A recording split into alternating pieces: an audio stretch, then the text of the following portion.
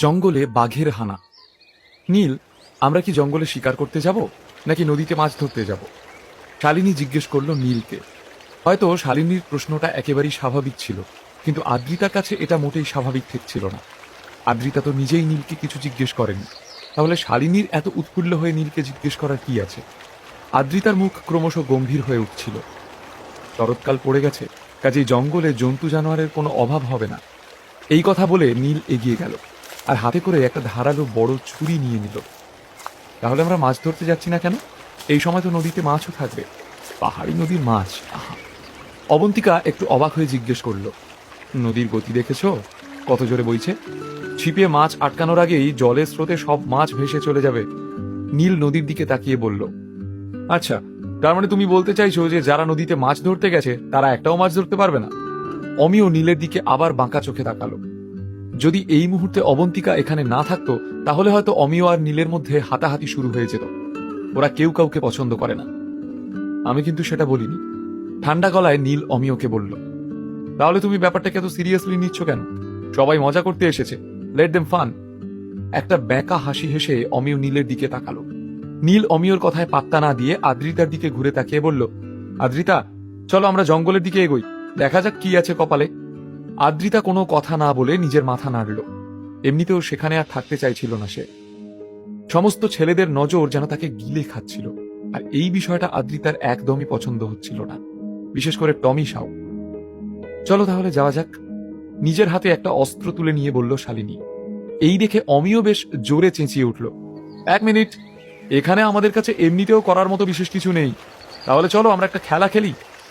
এই কাজগুলোকে আমরা একটা কম্পিটিশনের নাম দিই, দেখি কোন গ্রুপ জেতে, মাছ ধরতে যাওয়ার গ্রুপ নাকি শিকার করার গ্রুপ।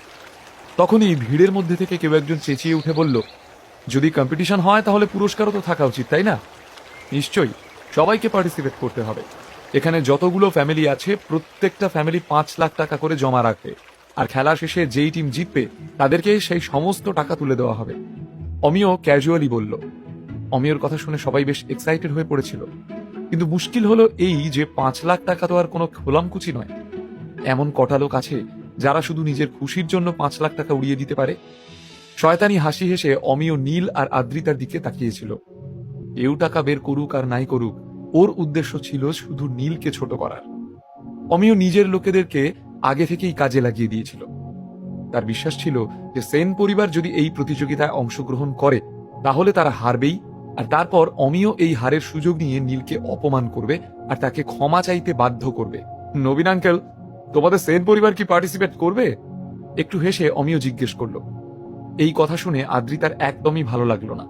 সেন পরিবারের 60% শেয়ার আদ্রিতার কাছে ছিল। এমত অবস্থায় অমিওর এই প্রশ্নটা আদ্রিতাকে করা উচিত ছিল, তাহলে সে প্রশ্নটা তাকে এড়িয়ে নবীন কাকুকে করলো কেন?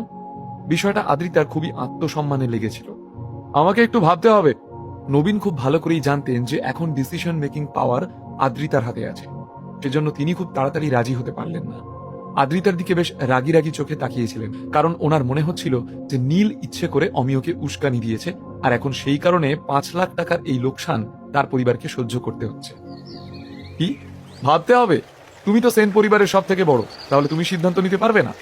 মাত্র 5 লাখ টাকারই তো ব্যাপার। এবার তুমি নিশ্চয়ই এটা বলবে না যে সেন পরিবারের কাছে 5 লাখ টাকাও নেই, নাকি এখন সেন পরিবার তোমাদের এই ঘর জামাইয়ের মতোই বেকার হয়ে পড়েছে? ব্যঙ্গের হাসি হেসে অমিয় বলল। নীল চমকে উঠে মনে মনে ভাবল, লোকটা পায়ে পা দিয়ে ঝামেলা করছে কেন? ও কি আজকে কোনো ভুলভাল ওষুধ খেয়ে নিয়েছে? এই সমস্ত কথার মধ্যে ওর আমাকে টেনে আনার দরকার কি? আমি ওকে কোনো রকম কোনো কথাও শোনাইনি। আসলে নীল খুব ভালো করেই বুঝতে পারছিল যে সে নবীনকে উস্কানোর চেষ্টা করছে, আর নীল যেমনটা ভাবছিল ঠিক সেরকমটাই হলো। অমিয়র কথা শুনে নবীনের মুখ চোখের ভাব বদলে গেল। আমাদের সেন পরিবারকে কম ভেবো না, 5 লাখ টাকা আমাদের পরিবারের কাছে নস্যি। তারপরই নবীন আদ্রিতার দিকে ঘুরে বললেন, অমিয় আমাদেরকে এই প্রতিযোগিতায় আমন্ত্রণ জানিয়েছে। আমার মতে তো আমাদের এই নিমন্ত্রণ প্রত্যাখ্যান করার কোনো প্রশ্নই ওঠে না। এই শুনে সেখানে উপস্থিত সমস্ত লোক নিচু গলায় আলোচনা করতে শুরু করে দিল, আর অন্যদিকে শয়তানি হাসিতে ভরে উঠল অমিয়র মুখ। নবীন শুরুতেই নিজের কথার দ্বারা সবার মন জয় করে নিয়েছিলেন। অমিয় যেভাবে সেন পরিবারকে অ্যাপ্রোচ করেছিল সেটা মোটেও শ্রুতিমধুর ছিল না, কিন্তু তার উত্তরে সেন পরিবার সমস্ত সিদ্ধান্ত আদ্রিতার ওপর ছেড়ে দিয়েছিল। তাই ভৌমিক পরিবারের এই নোংরা খেলাটা সবাই দেখতে পাচ্ছিল খালি চোখে। এই অবস্থায় সেন পরিবার যদি এই প্রতিযোগিতায় হেরেও যায়, তাহলেও তাদের নাম খারাপ হবে না, বরং তাদের সম্মান বেড়ে যাবে। একটা কথা তো মানতেই হবে, নবীন সেন এমনিতে খুব শয়তান একটা লোক, কিন্তু যখন নিজের পরিবারের উপর ঝড় আসে, তখন তিনি খুব ভালো করেই জানেন যে খেলাটা কিভাবে খেলতে হবে, শারীরিক হোক বা মানসিক। নবীন যা বলছে একদম ঠিক কথাই বলছে, কিন্তু 5 লাখ টাকাও কোনো মুখের কথা নয়। দেখা যাক এখন আদ্রিতা কি সিদ্ধান্ত নেয়। সেন পরিবারের তরফ থেকে আদ্রিতাকেই এখন ফাইনাল কল নিতে হবে। আদ্রিতা যদি এই মুহূর্তে না বলে দেয়, তাহলে আমাদের সেন পরিবারের আর কোনো মান সম্মান থাকবে না, আমরা কাউকে মুখ দেখানোর অবস্থায় থাকবো না। সেন পরিবারের লোকজন এখন আদ্রিতার দিকে তাকিয়ে নিচু গলায় বলাবলি করতে শুরু করেছিল। তবে নবীন সেন খুব একটা খুশি নন।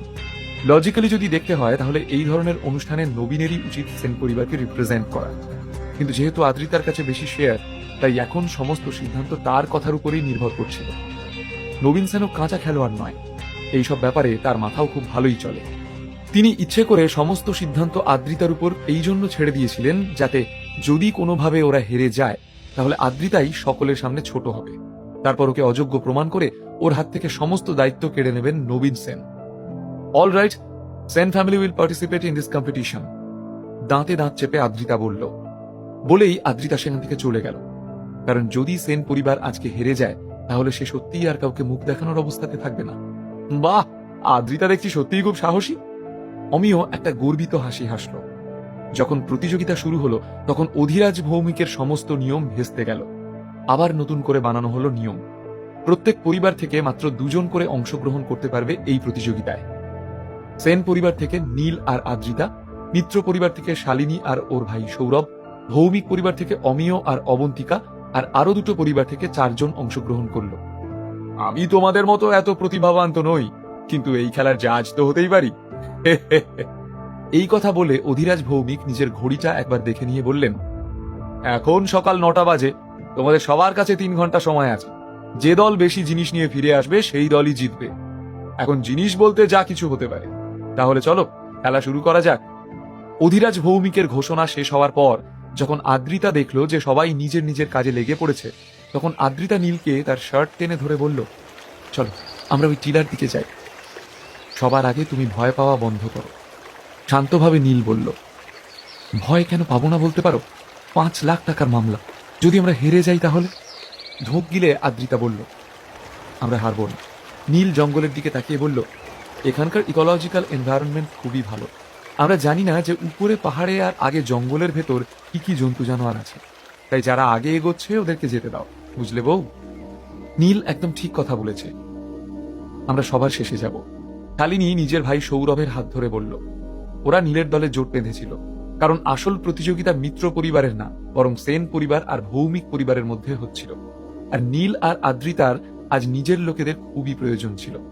অবন্তিকা নীলের সাথেই থাকতে চাইছিল, কিন্তু সেটা সম্ভব হচ্ছিল না। কিন্তু সে মনে মনে চাইছিল যে যদি কোনো সুযোগ পায়, তাহলে সে অবশ্যই নীলকে সাহায্য করবে। তবে শালিনীর হাবভাব দেখে আদ্রিতার খুবই অদ্ভুত লাগছিল, কিন্তু এখন দরকারের সময়, তাই সে আর কথা বাড়ালো না। এদিকে ঘটে গেল আর এক কাণ্ড। অমিয় পাহাড়ে চড়ার আগেই কাউকে একটা মেসেজ করলো, তারপর ওরা অন্য পাহাড়ি রাস্তা ধরল। সবার শেষে যখন নীল আর তার লোকজন চারিদিক থেকে জঙ্গলে ঘেরা অযোধ্যা পাহাড়ের উপর পৌঁছালো, তখন তারা দেখলো যে ভৌমিক পরিবার এবং বাকি লোকজন গাছ থেকে বেশ কিছু ফল পেড়ে ফেলেছে। নীল লক্ষ্য করলো এরা এতক্ষণে বেশ ভালোই জিনিসপত্র জোগাড় করে ফেলেছে। এভাবেই 1 ঘন্টা কেটে গেল, আর এখনো পর্যন্ত আদ্রিতা আর তার দল কেবলমাত্র একটা বন মুরগি জোগাড় করতে পেরেছিল, যেটা বাস্কেটে নিয়েই ঘুরছিল আদ্রিতা। এমন সময় নিস্তব্ধ জঙ্গলের ভেতর থেকে একটা আকাশ কাঁপানো গর্জন শোনা গেল। সেই গর্জন শুনে তো সবার ভেতর কেঁপে উঠল। এটা কোনো ঝোপের পিছন থেকে আসছিল। এদিক ওদিক তাকিয়েও বুঝতে পারলো না ঠিক কোথা থেকে আসছে এই আওয়াজ। শুনলে? তুমি শুনলে? শালিনীর চেহারা ভয়ে সাদা হয়ে গেল। এটা কেমন আওয়াজ? অবন্তিকাও অবাক হয়ে গিয়েছিল। এটা কি বাঘের গর্জন? এদিক ওদিক তাকিয়ে পুরো জঙ্গলটাকে দেখার চেষ্টা করতে লাগলো নীল। তখনই ঝোপের আড়াল থেকে এক বিশাল বাঘ বেরিয়ে এলো, আর তাদের সামনে এসেই জোরে গর্জন করে উঠল। বাদামি লোমের উপর কালো ডোরা কাটা দাগ, চকচক করছে পুরো শরীর, যাকে বলে ভয়ঙ্কর সুন্দর। পুরুলিয়ার জঙ্গলে বাঘ! নীল খানিক অবাক হয়ে গেল, কিন্তু এখন এসব ভাবার সময় নেই। পালাও, বাঘ! এই বলে তাড়াতাড়ি আদ্রিতা আর শালিনীর হাত ধরে পালাতে শুরু করলো নীল। এখানে বাঘ কোথা থেকে এলো? আদ্রিতার মুখ ভয়ে ফ্যাকাশে হয়ে গেছিল। দৌড়তে দৌড়তেই জিজ্ঞেস করলো আদ্রিতা, এসব পরে হবে, এখন পালাও। নীল বুঝতে পারছিল না যে এখন কি করবে সে। ভয়ের চোটে সবাই যখন দৌড়ে পালাচ্ছিল, তখন অমিয় দৌড়ে এসে হাতে বড় একটা ছোরা নিয়ে প্রচন্ড সাহস দেখিয়ে বাঘের মুখোমুখি হলো। ভগবান জানে তার মধ্যে এত সাহস কোথা থেকে এসেছিল, কিন্তু সে জোরে চিৎকার করে বলে উঠল, তুই এই জঙ্গলের রাজা আর আমি পৃথিবীর রাজা, আয় দেখি তোর কত দম। অমিয়, কি করছো তুমি? পাগল হয়ে গেলে নাকি? চলে এসো বলছি, পালাও তুমি। অমিয়র এই রূপ দেখে অবন্তিকা হতবাক হয়ে গিয়েছিল। প্রাণপণে ডাকতে শুরু করলো। যখন সব লোক নিজের প্রাণ বাঁচানোর জন্য বাঘের সামনে থেকে দূরে পালাচ্ছিল, তখন অমিয় বাঘের সামনে গিয়ে দাঁড়িয়ে পড়েছিল। বাঘ তার দিকে তাকিয়ে গজরাতে লাগলো। তারপর আবার আকাশ ফাটানো গর্জন করে অমিয়র দিকে এগিয়ে এলো। ওহ গড, এই অমিয়র হঠাৎ হলোটা কি? ও এরকম পাগলের মতো কাজকর্ম করছে কেন? আদ্রিতা কাঁদো কাঁদো গলায় বলল, কে জানে, নিশ্চয়ই সকালবেলা উল্টো পাল্টা কিছু খেয়ে এসেছে আর সবার পেছনে লেগে বেড়াচ্ছে। প্রথমে আমার পেছনে লাগলো, আর এখন এই বাঘের। আমার পেছনে লাগুক কোনো ব্যাপার না, কিন্তু বাঘের পেছনে লাগলে তো বাঘ ওকে ছেড়ে দেবে না, বরং ছিঁড়ে দুটুকরো করে ফেলবে। আসলে গাধা পিটিয়ে কি আর ঘোড়া করা যায়? নীল এসব মুখে বলল, মনে মনে ভাবল। অবন্তিকা অমিয়র কাছাকাছিই ছিল, ওকে আটকানোর চেষ্টাই করছিল, কিন্তু অমিয় ওর কোনো কথাই শুনছিল না। অমিয় নিজের হাত হাওয়ায় উঠিয়ে বাঘের দিকে এগিয়ে গেল। বাঘ তার উপরে লাফিয়ে পড়ার আগেই অমিয় কোনো রকমে একটা মশাল জ্বালিয়ে নিয়ে বাঘটাকে ভয় দেখালো, আর তাতেই বাঘ ভয় পেয়ে পিছিয়ে যেতে থাকলো। তারপর জঙ্গলের ভেতরে পালিয়ে গেল সেই বাঘ। এই দৃশ্য দেখে সবাই বিস্ময়ে তাকিয়ে থাকে। অমিয়র ভেতরে হঠাৎ এত সাহস এলো কোথা থেকে? এসব কি সত্যি নাকি কোনো ষড়যন্ত্র? তাহলে কি ভৌমিক পরিবার জিতে যাবে? আদ্রিতা যদি হেরে যায়, তাহলে নবীন কি ওর থেকে সবকিছু কেড়ে নেবেন? নীল কি আদ্রিতার সম্মান বাঁচাতে পারবে? এই শোতে যৌনতাপূর্ণ দৃশ্য, বস্তুর অপব্যবহার এবং সহিংসতার দৃশ্য সহ প্রাপ্তবয়স্ক শ্রোতাদের জন্য অনর্থক কঠিন ভাষা এবং অ্যাডাল্ট কন্টেন্ট থাকতে পারে। এটি একটি কাল্পনিক গল্পের উপস্থাপনা এবং বাস্তবে কোনো ব্যক্তি, ব্যবসা, স্থান বা ঘটনার সাথে কোনো মিলে যাওয়ার বিষয়টি কাকতালীয়। এই শোতে কোনো ব্যক্তি, সত্তা, বর্ণ, সম্প্রদায়, জাতি, ধর্মকে অপমান বা হেয় করার উদ্দেশ্যে নয়, বা কোনো প্রতিষ্ঠান বা জীবিত বা মৃত ব্যক্তিকে হেয় প্রতিপন্ন করার উদ্দেশ্যে নয়। শ্রোতাকে বিবেচনায় রাখার পরামর্শ দেওয়া হলো।